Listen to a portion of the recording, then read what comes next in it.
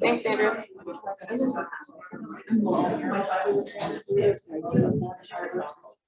Good morning.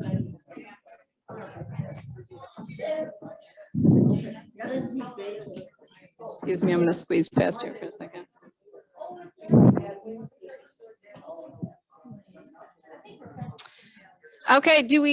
Okay, welcome everybody. We're about to get started. My name is Liz Erlewine. I'm our visual arts director. Thanks for flexing with us. We're so great to see this attendance. We expected about 10 or 15 people wandering around looking at spaces. So thanks for your flexibility as we pull out a couple of extra chairs. Please go ahead and enjoy a cup of coffee and a pastry. Please note that we are not permitting food and beverage into the galleries. We have a number of items that are on loan from private and public collections. And so we're keeping those refreshments out of the galleries as a courtesy and care for those works. I'm so glad you're here. I have to come over here and wave at a camera for a second. We are broadcasting today's event on Zoom as well as live on Facebook. So you'll see we're talking to some folks who aren't physically with us here today, but we're glad that you're here with us as well. Today's event is the second in our series of Coffee at 10 presentations that are being held in conjunction with Kindred, Traditional Arts of the Little Traverse Bay Bands of Odawa Indians. Last Thursday, we were pleased to welcome Eric Hemingway into this space to talk about the history of Little Traverse Bay Bands of Odawa Indians. And today I am really pleased to introduce our special guest, Regina Brubaker Carver. Regina is an artist who is represented in this exhibition. You will see most of her pieces in the gallery space behind you, which is the Bonfield Gallery. She has a number of lovely beadwork pieces. Regina has been a delight to work with throughout this project. And of special note that I want you to take a moment to consider and look when you have a chance to walk through our galleries is that Regina is in this show as are two of her sisters, Stella and Vicky, and two of her nieces, and also her mother. So one of the things that we think about with traditional arts is how we pass traditions from one generation to the next, and that's beautifully represented by this family's work. So today is special though. Regina's not talking about her own work. You might have to harass her about that after this, but she is going to talk about her knowledge with native baskets. And we are out here in the foyer here today so that we can physically look at these examples and we are even able to touch them and pass them around. And Regina's going to let us know about these baskets and how we can identify them, as I joke, out in the wild. So when you're out and about, how would you know that you're looking at a native or Anishinaabe basket? So with that, I'm going to ask her to clip this mic on and we'll go ahead and get started, okay? Thank you.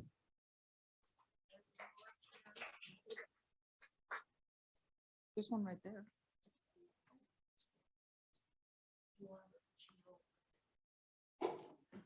Buju, Regina Carver and Dijnikas, Waganakasing Odawa Kandau, Makwa and Dodum, Conwaying and Donjaba. I may not look native, but on my mother's side, I am. She was almost full blood from the Little Traverse Bay Bands of Odawa Indians. She was born in Harbor Springs, grew up in Indiantown until she was forcibly removed from her home, which happened a lot to families in the 30s and 40s and even into the 50s. I was not privileged to grow up seeing and experiencing Native culture, arts and crafts firsthand. But in 2001, I was fortunate enough to become hired by the tribe to work in the health department. I'm a registered nurse by trade. And my education began there. I had seen photos, old photos from the 30s of Native people working on baskets and things. There was a program here in the 30s where they brought Native people in and they gave them the materials and they helped train each other how to do these cultural materials, which they then sold because this was in the middle of the Depression as a way to earn money. And so I will show a few things from that era and how to recognize them. I had seen these photos and that got me interested in them. And when I first found one at the art at the fairgrounds, actually, I found my first black ash basket. And I was so excited, and I took it home, and it sat there, gathered dust. I had it stuffed full of sage for a long time. And that was the extent of my collection. But after working for the tribe and seeing more and having the opportunities, I started to get into making them. So I am what I call a social basket maker. It's not anything I do on my own.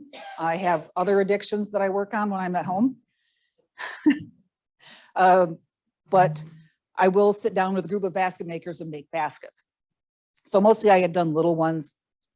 And then my mother had become an avid collector of baskets. And so I had looked at hers and started getting more and more hooked on baskets. And another one of my addictions is I love the secondhand stores. And I started seeing them at the secondhand stores, and not once did anybody realize what they had. So there's a lot of old resort homes around here. And so people would have bought baskets or items from people back in the day, and it got put in the attic. People didn't, and they kind of lost the stories. It was just the old basket in the attic. So when grandma would pass away, they would clear out the attic and donate everything to the gold mine or one of the local stores. And there they would sit for 3, 4, 5. I think the most I paid for one in a secondhand store was $12. And some of these baskets are worth way more than that. So I started collecting them, and I wound up with a pretty decent collection of baskets from I would say mostly from the 30s through the 60s. They are natural materials, so they're fragile. A lot of them don't hold up, especially if they get used. Okay, and then in 2014 or 15, I forget which, we had a house fire. And so having some of these important things, which I had come to feel were basically ancestors of mine, that these things were made by, they could have been made by someone from my family. In fact, I know of a Gasco, which was my mother's family, who did make baskets in Harbor Springs. So I started referring to these as my ancestors. And so I talked to our archives department about whether they would let me house my collection there. So I donated probably somewhere between 15 and 20 of them, the old ones, the really irreplaceable ones, because they have fire suppression system, they have the humidity control, they have the ability to maintain them properly. When I walk on, they will become the permanent property of the tribe. And first point I want to make is, if you have something that you think might be Native American, you can contact our archives department and ask someone there to take a look and let you know what they can about the history. And they'll be happy to do that for you. And a lot of people I know who collect baskets will not tell anybody else how they recognize them. Because a lot of times we see, just like with people who would pay a Native American $3 to make a basket, and then they would turn around and sell it for 15. There's been a lot of that kind of thing. So Native people tend to be a little gun shy about sharing things. But I believe that these ancestors are so worth saving that I wanted to share the information with you. Okay. So first thing we're going to talk about is the black ash, and then I'll hit a few of the other things. So there are 4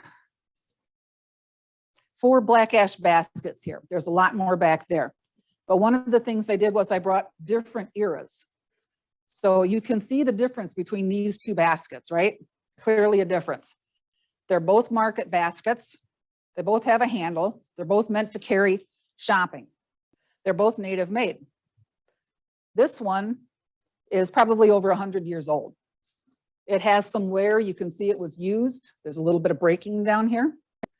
I found this one this year at the Art at the Fairgrounds. It was just a general antique store, and all she had was antique basket, bent wood handle. But I was able to tell by looking at the bottom, if you turn it over, you'll see what they call a herringbone pattern here. And most of the time, you'll see that on a native made basket.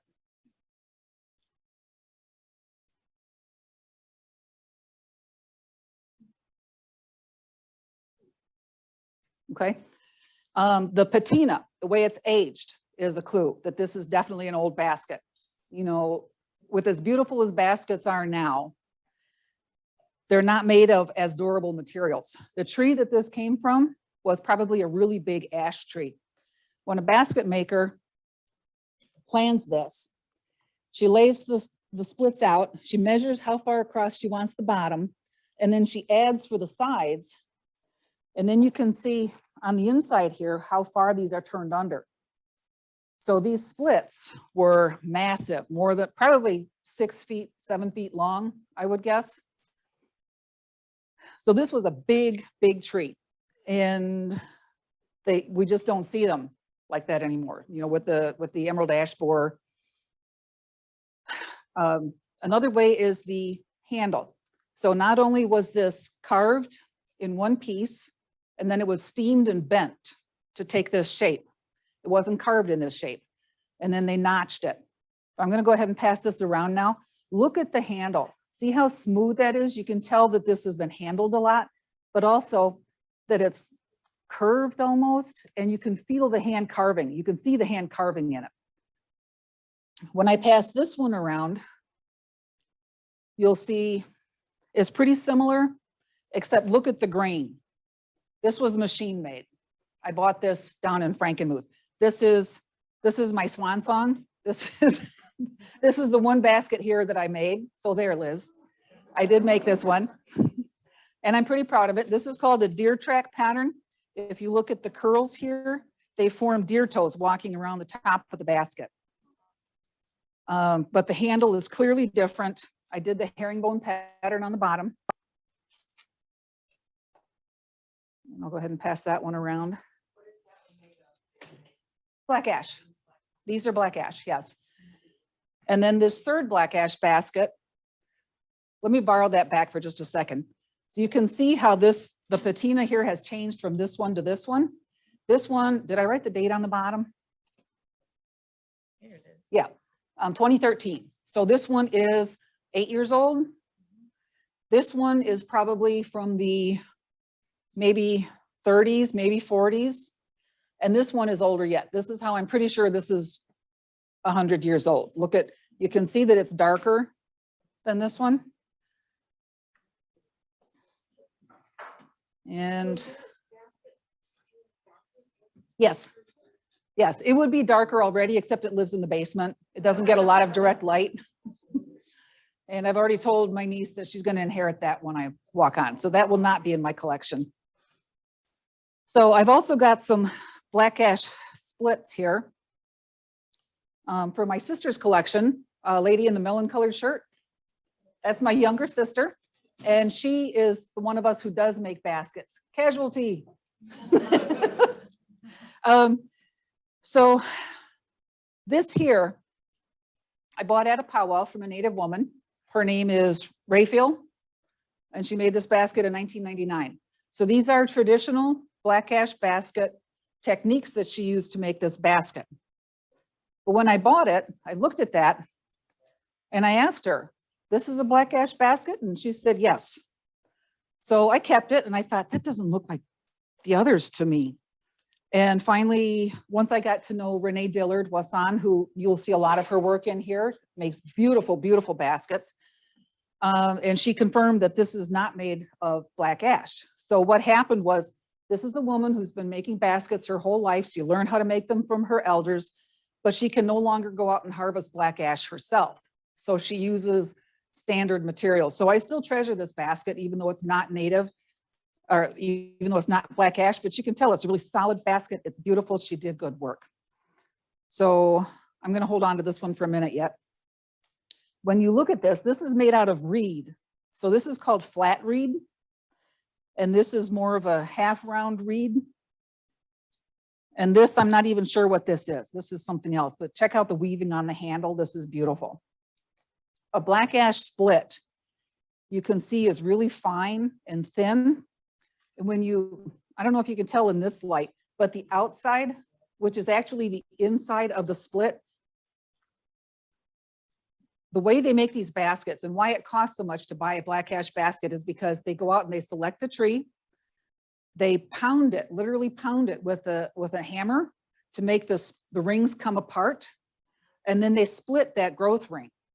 So this here is half of a growth ring that's been trimmed down. So when the outer edges of that ring are going to be a little rougher. And if you feel it, you can feel the difference. The inside of it is going to be almost more of a satiny color. And that's the side that we put on the outside. So when you look at this basket, you'll notice that it doesn't have that shine. And that's one way to recognize if it's a black ash basket. Another way is this here. I bought this basket just because I thought I wasn't completely sure whether it was black ash or not. But when I showed it to Wasan, who we call Yoda because she knows all about baskets, she said, no, it's probably oak or maple.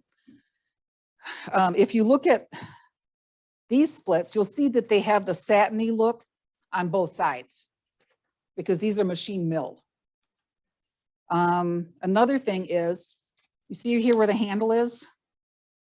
There's a tiny little nail right there. That's another indicator that this was not made by a Native American. You will never see hardware in a Native basket. Okay.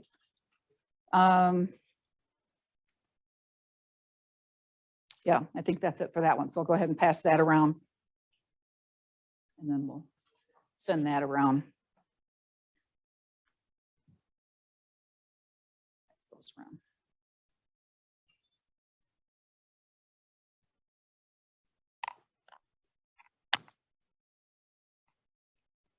This here is a basket that was made by Wasan. And she's the one who taught us that you always sign your work. And we always tell people who we learn from, because that is our ancestry when it comes to making baskets. We were taught by Wasan, who in turn learned from her mother, who was not Native, but had married a Native man. And she studied all of these arts and she made sure that her daughter knew how to do all of them. She learned from Potawatomis downstate. So anyway, she taught us how to make baskets, and you'll see her signature here. Her name Wasan means light all around. So we did not have a written language. So if you look at treaties and documents that were signed by our elder chiefs, you'll see a little drawing of something, like a little bird or something. So she has a lightning bolt with little marks coming out. That's the light shining around. So you look for a signature on the bottom of a basket. And she dates hers as well. So this was made in 2012, and it's the 133rd basket she made that year. So yeah, she's a busy lady. Another way to tell is when you do a round basket, you layer reeds or your splits like this way. And then you crisscross that, and then you lay another one, and that's an eight spoke basket. If you want a bigger one, you'll do a second layer over that. Or if you want a tighter basket, you'll do more. Then to lock that in place, she takes a really thin little strip and she weaves it 3 times through the bottom spokes. And you'll see that on a Native basket.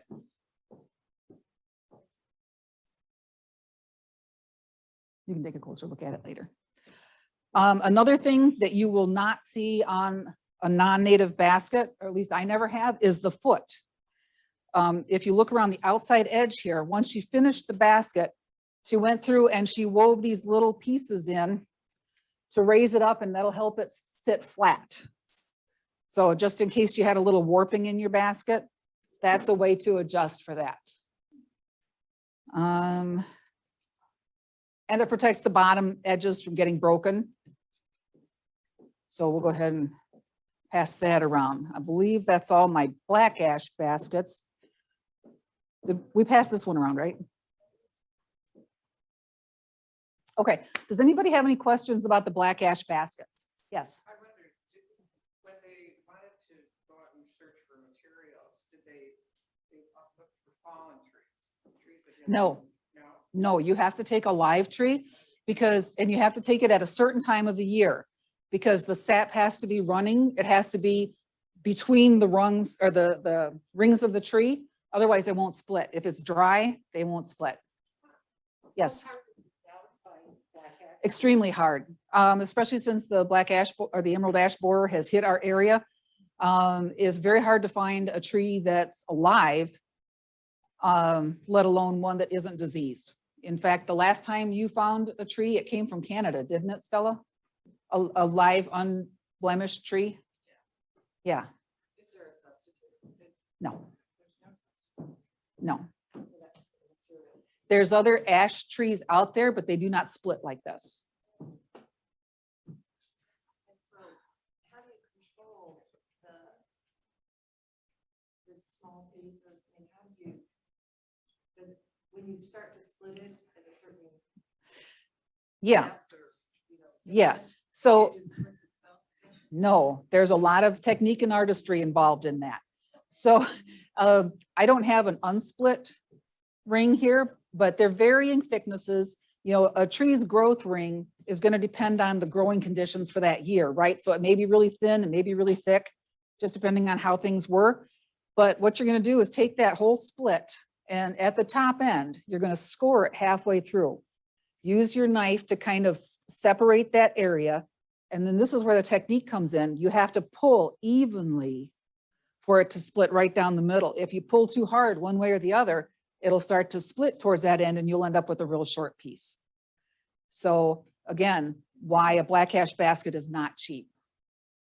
Is there anybody trying to forest these trees and make them grow? There are seed savers. There are people who are saving the black ash tree seeds for a time when hopefully the emerald ash borer has run its gamut. Once it has no food here and moves on, then maybe we can replant. But in the meantime, there's no point in starting new trees because the ash borer will find it and it'll just continue again.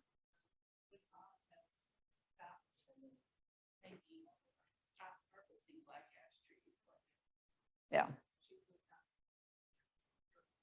Yeah, and you'll see she's begun working with other fibers, basswood and cedar mostly. And she's got some cedar baskets in there and some And bulrush, there's some bulrush in there. Okay. Video about that, and when she does her presentation later in the series, she's gonna talk. yeah, by all means, come and listen to us on if you're interested in this talk. Any other questions about the black ash? So many of us crowded. Did everybody see the examples that passed around that they wanted to? Anybody? Okay, great. Okay, so then moving on, I have, hold on a sec, let me get a sip of liquid. And you'll let me know when I'm running out of time, right? Am I going too fast? Okay. So, oh, this one here, this is a fake. I brought this one along just because this is a prime example of an Asian basket. So they use the really fine reeds like this. They've got the flat reed. This is typical of their design. They do have the footer on the bottom, but it's very different from the one on that one. This one, there's a twist going around every split. This one is much wider. One thing I did not point out is the use of dyes.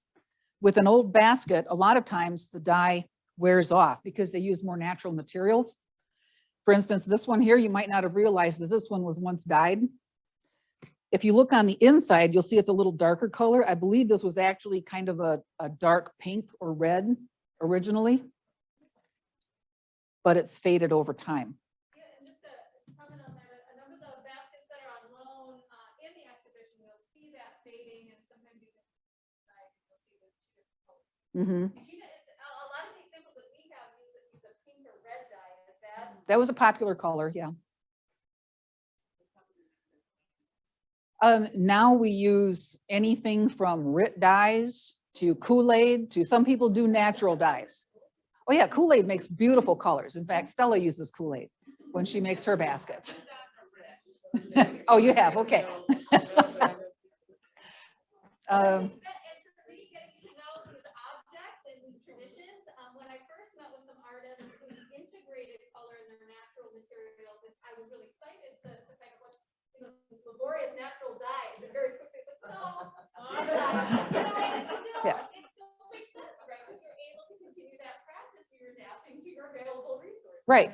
A classic example of that is the Navajo rugs from out west.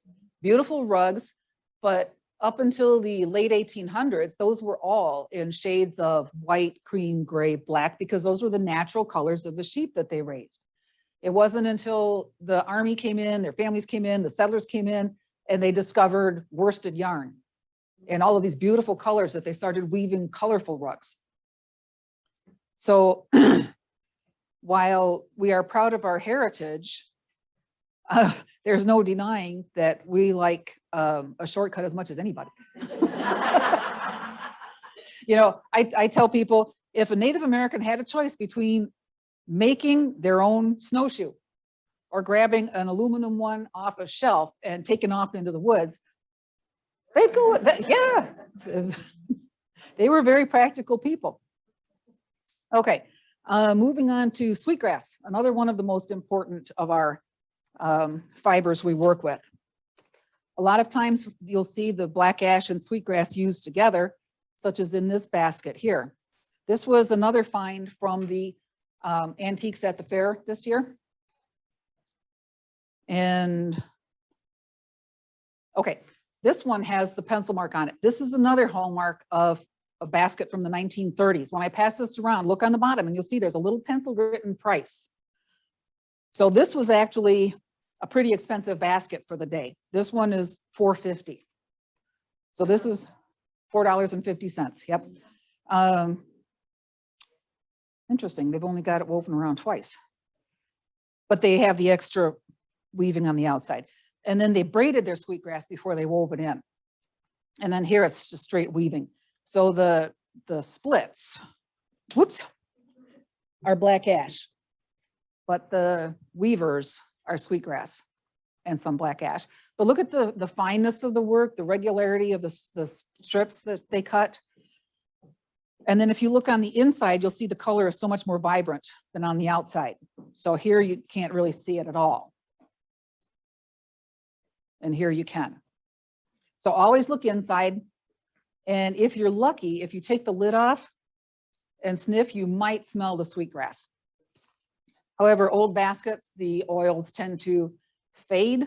Although if we were to take this into the bathroom and run it under warm water, you would smell sweetgrass.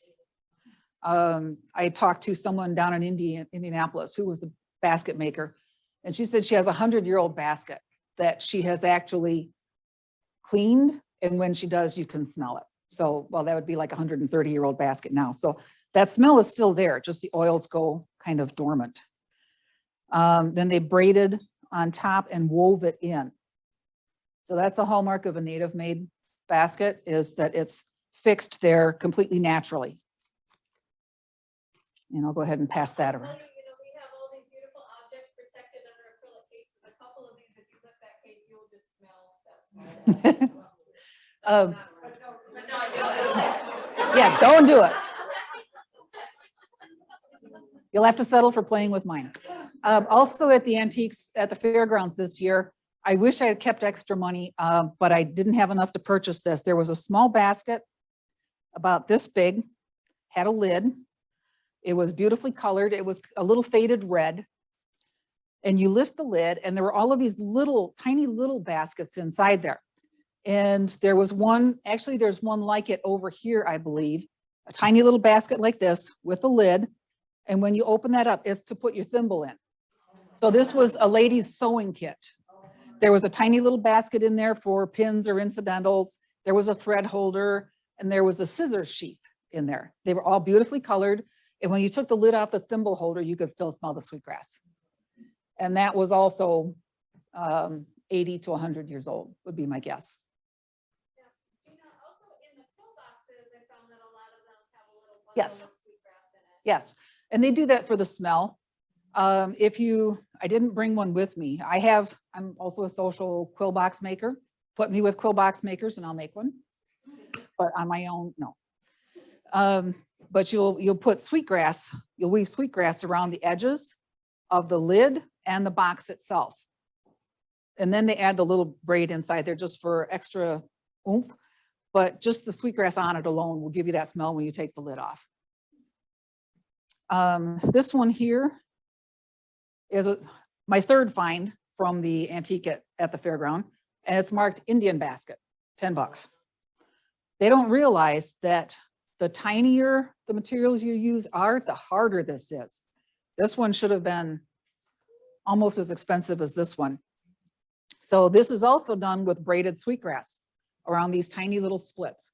So somebody took a lot of care and a lot of pride in their work. If you look at the underside, you'll see it's this beautiful orangey color, which is very faded on the inside. But the sweetgrass looks like new. There's no breakage in it. Can't really smell it. It's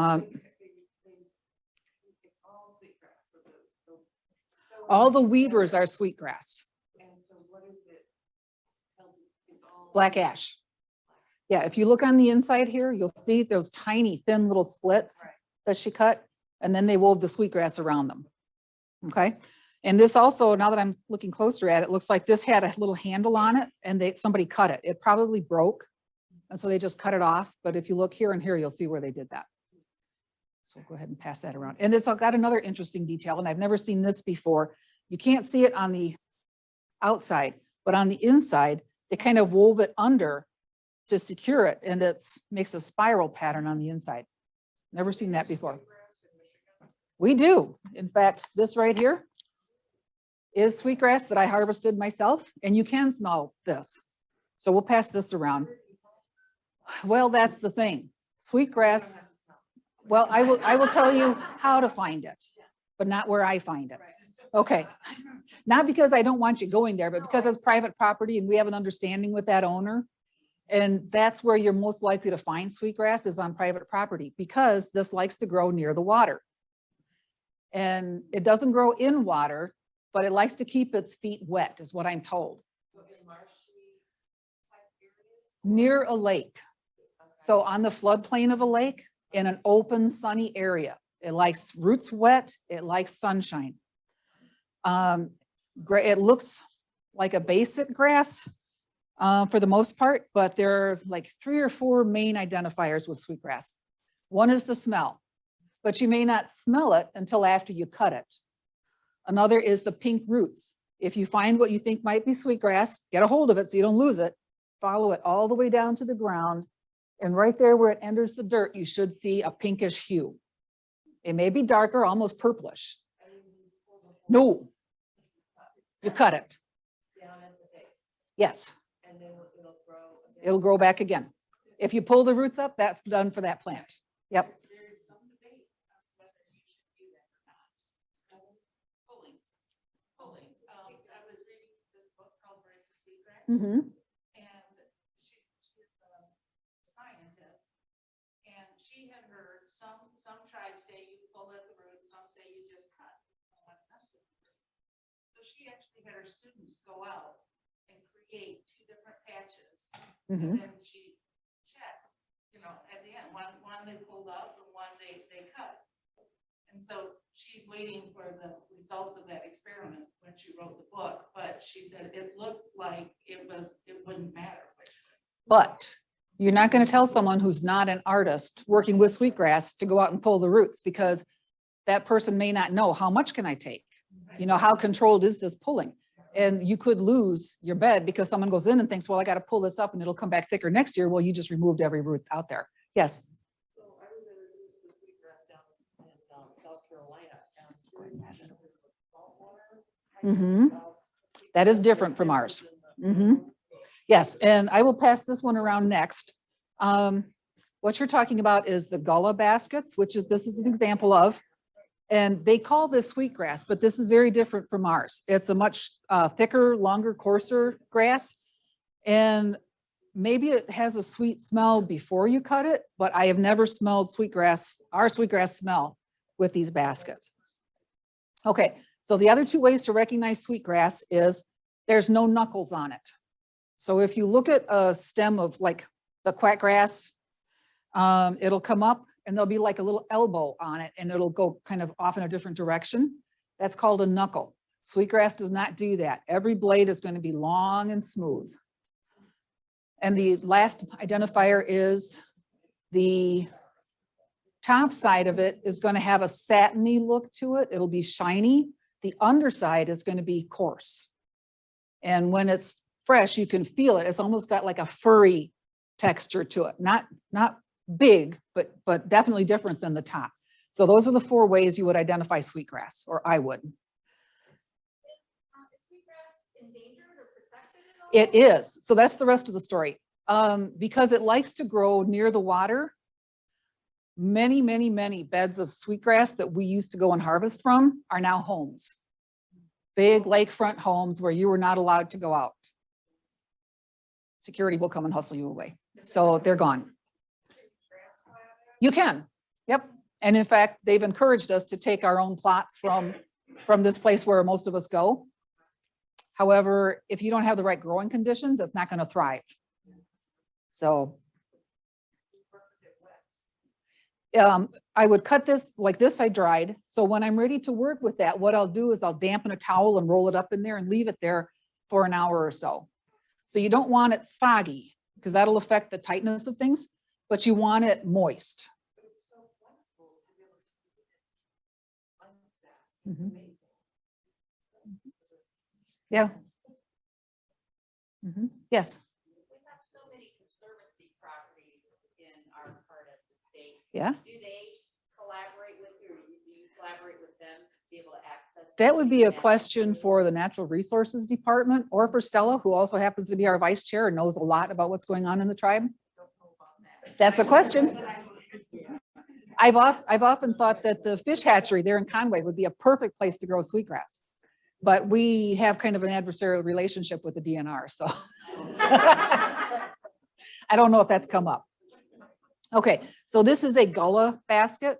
And this one is a little unique because I believe in addition to the sweetgrass, there's a little bit of pine needle woven in here. And that's how they got the color variation. So one of the hallmarks, ways to tell a Gullah basket is because of what they use to attach it. You see, it's got like this tough grass that they wrapped around it. I'm not sure what that is. And if you look at this one here, you can see this is woven with raffia, or if there's a basket in there that's woven with black carpet thread, you're more likely to see those. So that's this one.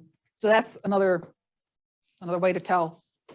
They may tell you it's a sweetgrass basket, but it's not a Abe, which is the name of the local tribe's basket. Why not sinew? I think some people do use sinew. I don't know whether they felt that it, some people do. It probably depends on what you've got. Yeah, another fine example of edit. Yes, yes. Like black carpet thread, that would have been something we didn't have until more recently, where sinew or grass would be. This basket here is an example. This is probably 30 to 40 years old. This was made by my husband for his mother, and he wound up with it after she walked on. So this is really different because not only did he use the raffia to sew it down with, but he did like a split stitch embroidery stitch on it. I haven't seen that on others before. So they took the little ring. So you would just take a blade of grass and turn it, like wrap it around your finger, and then wrap the grass around it, or the sinew, and then attach the 3 of them together and then start your weaving around there. And there's a little hole in the bottom. So we'll pass that one around.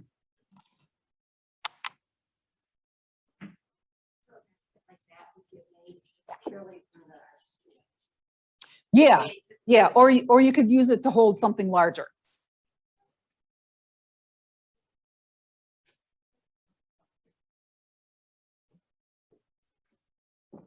I know, I'm kind of jealous about that one. That one's going to go to his daughter when he decides to let go of it. That's fine. Okay, then on to my last faker. Birch bark is something which is also used a lot in our culture, because obviously there's birches everywhere. This box here, my grandson found at a secondhand store. The little twerp ran ahead of me into the store and headed right for the show shelves. And he comes back and he says, "Look what I found." Darn you. So, but then he gave it to me for Christmas. So this is birch. It's all birch. And if you look, this is like pressed. And they also cut out appliques and layer them. Okay. But the thing is, this box was made in Russia. The Northern Russians have a strong affinity with birch, just like we do. They feel that the birch tree has a spirit and that is special. They use it a lot in their things. And this basket wandered over here somehow and got left on the store shelves, and he bought it for 50 cents. So I keep it to honor those Siberian ancestors who taught this craft and passed it on.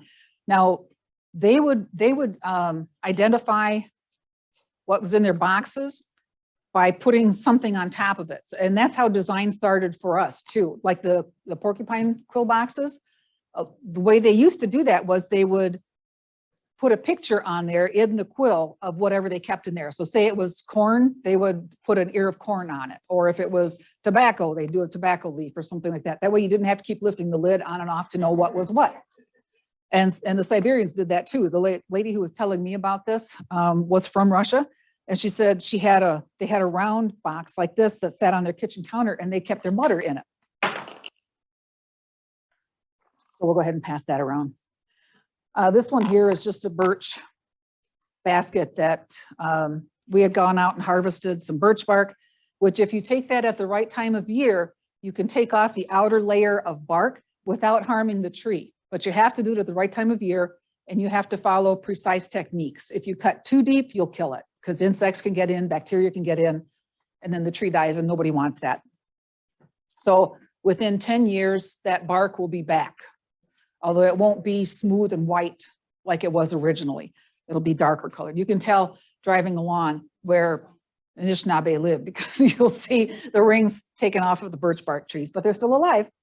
Anyway, so you just lay this out, cut out your pattern, stitch the ends together, and then there's a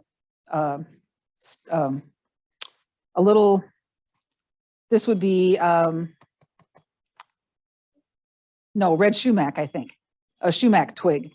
Or sometimes they use red cedar for this. If we had had more time or took more care with it, we would have split that so it would lay flatter. And then it's attached with sinew. And that just protects the edge and helps it keep the shape. I made a basket too, but my husband's kept nicer than mine, so I brought his. And most native things you're going to want to dampen. Not soak it. Nope. Yep. Yep. For birch bark, that's what you do. So while you're making a quill box, you would start with your bark damp. And birch bark as well, we split. Bark itself is really thick, which if you look at the thickness of that box that's going around, and then look at how thin this is, but this is also very sturdy. And people would actually make carry baskets, like burden baskets, that were capable of hauling many, many pounds of product, or even watertight containers. And some of them were used for cooking. You would start a fire, and then once the fire died down and all you had was coals, you would put your food and water in the basket and set it next to the coals, and it would cook, and the birch bark would not burn. Pass that around. Yes. Yes, but you won't see too many native artists doing that. Usually when you see a birch bark woven basket, it's somebody else playing with that. Last piece, how are we doing on time? Okay, so you will find some examples of Frank Edwagishik's pottery over there. I encourage you to take a look at that. So funny story, I was at the gold mine downtown, the Emmett Street one, and I walked in and they have like that table right in the middle when you walk in. And I'm looking, and there was just a little pottery vase, probably no bigger than this cup, shaped like this, comes up, and it had this blackening and like a beige color almost on it. And I'm looking at it and I'm thinking, man, that looks like a native made pot, because this is something else I've done sitting in a group with people, but I would never do by myself. So I flipped it over and I looked at it and there's no markings on it. I don't know what it is, but I'm looking at it and I'm thinking, I'm going to get it. They wanted $6 for it, I think. So I took it home and then I thought I'll show it to Frank Edwagishik because he's the one that I've made these with. He'll teach people how to make these. He learned by studying museum pieces and reading about the history of how we did our pottery. And he would come to our youth groups and classes and show people how to make this. So there's this whole process where they go out and collect the clay, what you add into it, how you fire it, very different from standard pottery.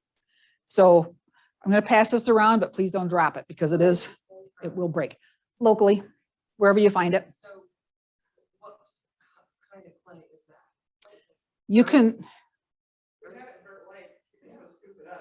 yeah, it's just anywhere you find, yeah, you can fire that. but a very specific way for these pots. So the clay that you use in our pottery studio downstairs is still largely a natural clay. They just put a lot of different additives in it to make it really easy to throw and to work nicely with our films. So what Gina's describing is you're taking what you find in the earth, and I guess there are still additives, I'm not sure about. Right, but they're natural additives. So like he'll add water and work it, clean it, get everything cleaned out that he can, make it as pure as he can, and then he'll add like little chips he'll find like granite stones with a little bit of quartz in them, and he'll grind them up. He'll use a stone to pound them up and then stir them in with that. And if you look on the inside, you'll see there's a little bit of glittery stuff in it. That's from that granite grindings. And then I've heard where people add things like cattail fibers to it or some kind of fiber to give it a little more strength. I don't believe that he did that. But anyway, this is what you would call a pinch pot. Oh, so I got to finish my story. So I bought the pot and it was like a month before powwow. So I thought I'm going to take that with me to powwow. And when I see Frank, I'm going to show him that pot and ask him what he thinks about it. So he comes around and I said, hey, I got something to show you. So I handed him that and he says, this is one of mine. I said, I looked and I didn't see any markings on it. And he says, no, I signed it on the inside. So I pointed on the inside and there was his little stick figure. So for $6, I bought what would have been a $60 pot had he sold it to someone, or maybe he did sell it to someone and they, again, just didn't know what he had.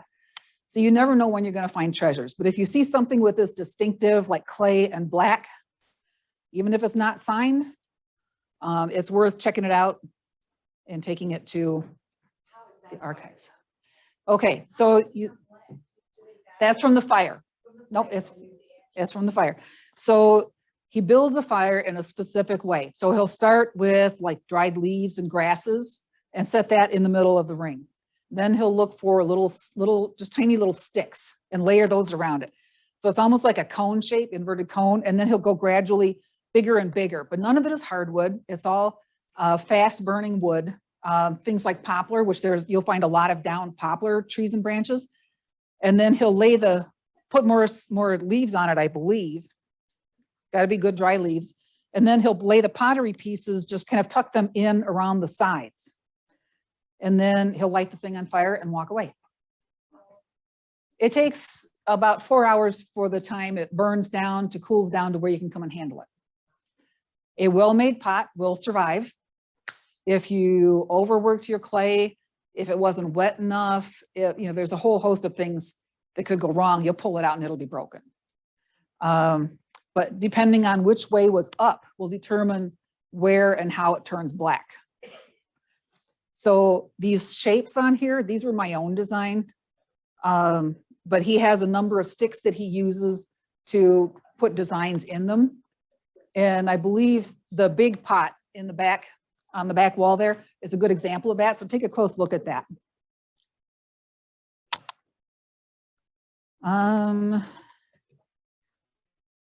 I think that might be it. What other questions do you have?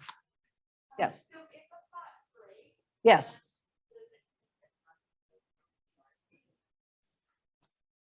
No, one of the classes he taught, I made a turtle and it turned out really cool. I was really pleased with my turtle and I had it sitting on a stand in my living room and my niece came over with her boys and they're little boys. And the one of them, his name is Little Snapping Turtle. And apparently he thinks that every turtle is his. So he picked it up and was playing with it and he dropped it. And my turtle broke. He died. And there wasn't anything to do with it. So, I mean, if you wanted to, you could probably grind it up and add it to something else just for sentimental value, but the piece itself would be gone. Are those classes available to anyone or just They're, private? yes, and no. I mean, if you know Frank and you talk to him and ask him, you know, he's very open to sharing his knowledge, because he's the only member of our tribe that I know of who does pottery. So we don't want this knowledge to die out, you know? So you wouldn't do So- a class here. Probably not, because of the way you have to do it. First of all, he has to come in and teach you how to make the pinch pot. Then he has to take it and fire it. And then it has to cool down and then come back. So it's like a 2-day process. It would be more likely that he would do it out at his home. So Yeah, so you could have the class available through here and on that side. we'd have to ask him, but he might. They've done that before. Mhm. Yes, So everybody likes to find a bargain, and I appreciate Yes. you shared all these different ways and places you found bargains on Native American artwork. But if I were interested in looking for baskets or pottery, and I wanted to ensure the artist was getting Mhm. what was due to them for the value of the piece, Right. where would I look? Indian Hills is a good place to start, but they take a hefty percentage. But you can go and you can look at the baskets and see who makes those. You can contact Eric Hemingway at the Archives Department and ask who is, you know, doing whatever craft you're interested in. Yvonne Walker Keshik and her family do excellent quill work. There are a couple other families in the area that do, but she's like the main teacher and driver for quill art in our area. You just contact them then? Yeah, and ask like, You can. "Make a basket for me," and then set a price, and obviously, they do that, don't they make baskets, across the border, or do they make them themselves? Yeah, no, well, some yes and some no. I mean, generally their stuff is so sought out that it's sold before it's made. Yeah, that's what I thought it was like. Yeah. They get to order. Yeah. So with this exhibition, we've certainly had people asking about work. And so when we have that, so if you're here today and you're interested in something, like Kate at the front desk know. For example, Yvonne is happy to talk with folks who might be interested in the boxes, and we're able to share her numbers if desired. So that won't be a sale that goes through the art sign. We're not taking out, we're just connecting people with these indigenous. Yeah, and to clarify your point, I'm not telling you this because I want you guys to find things for a bargain. These, like this here, this artist is long gone. My main goal in giving this presentation is so that you recognize this and that the spirit who made this is honored and respected. I was at one of the secondhand stores, and I will not give their name just because I found it was a black ash, and it was a prayer, not like an offering basket from a church. And it was kind of broken up. It was a good sized basket, and it had been a beautiful basket. And I recognized it right away, and I took it up front. There wasn't a price on it. And I said, "How much is this basket?" And she looked at it. She says, "Oh, I don't know." She went back and asked the manager or whatever. She says, "Well, it doesn't look that great." She says, $1. I said, "I'll take it." Yeah, it's just the hands, the care, the pride, the skill that went into that needs to be recognized. So then the other half of this presentation is, if you're so inclined, if you're out searching and you find these things, save them, take them to the Archives Department. Say, you know, if this is a native basket, do you want this? Eric is always happy to take on any basket.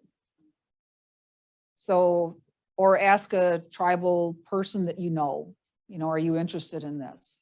Return it home. That basket is an ancestor. Or just big like that. It throws me off every time I look over and I see her smile. I got a chuckle, that's all. Yes. It's not a basket question. It's not fun. Oh, I will, yes. And I wore this for a specific reason, so thank you. This is a amulet pouch. So it's a little bag. It's made out of suede, probably moose hide, maybe. And the beadwork on it, this is a strawberry, which is very important in our native culture. And this is Iroquois style beadwork. It's dimensional. So if I walk around here, you get a look at how it kind of stands out, like it's puffy. We don't do anything like this. So this is native made, but it's not made by the local Anishinaabeg. And they do that by, they sketch out their design and they run one row of beads right down the middle of what they're going to bead over. So then that one row of beads is enough to make it puff up. There are many examples of bead applique that you'll see over there, and that is more typically what we would do. Oh, I never talked about the pine basket here. Pine needle basket. This is beautiful, and it was native made, but this was not Anishinaabeg. We've tried making pine needle baskets from our local pines, and they're so short that they're hard to work with. You need big pine trees with long needles to make a basket like this, unless you have endless patience and time and no kids. So we'll pass that around. Probably Eastern. Yeah. I'd be interested.